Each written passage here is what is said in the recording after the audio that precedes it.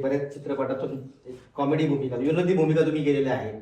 पण बोलपटांचा मूकनायक मध्ये फत्तेलाल यांची भूमिका करताना इतिहास आणि अभिनय याचा समतोल कसा साधला? त्याचं म्हणजे तुम्हाला सांगू का की आमचे एक मित्र ते वीरेंद्र वळसलकर, ते डिरेक्टर होते त्याचे. तर एकदा मला त्यांचा फोन आला. मला वाटलं, प्रशांत, मी एक छोटी फिल्म करतोय, म्हणजे अशी डॉक्यू ड्रामा वगैरे असं म्हणतात त्याला, छोटी.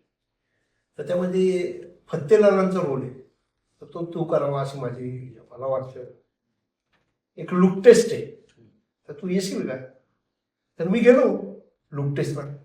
आणि काय ते जे होते तिकडे आपले प्रताप बोराडे नाही का, आपले मोठे मेकअप आर्टिस्ट, त्यांनी माझा तो गेटअप केला फत्तेलालांचा.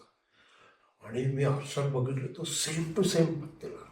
आणि नंतर मग आम्ही ती शॉर्ट फिल्म केली आणि मग त्याला अवॉर्ड मिळालं.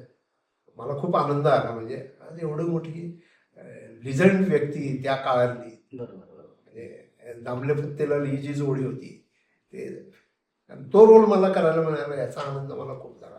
आणि माझ्यासाठी तो एक म्हणजे ऋषिकेश जोशी होते आपले आत्ताचे आघाडीचे नाट्य दिग्दर्शक आहेत, तर ते त्यामध्ये होते. तर त्यांनी, आणि ते म्हणजे आमच्या दोघांची जोडीच होती त्यामध्ये. आणि मला म्हणलं की भारी म्हणे. आणि मेन म्हणजे काय, त्याच्या शोला फत्तेलालांचे काही रिलेटिव्ह वगैरे सगळे आले होते. तर ते असं माझ्याकडे बघतच बसले होते. वाहो म्हणे, तुम्ही उभे अगदी फत्तेलाल.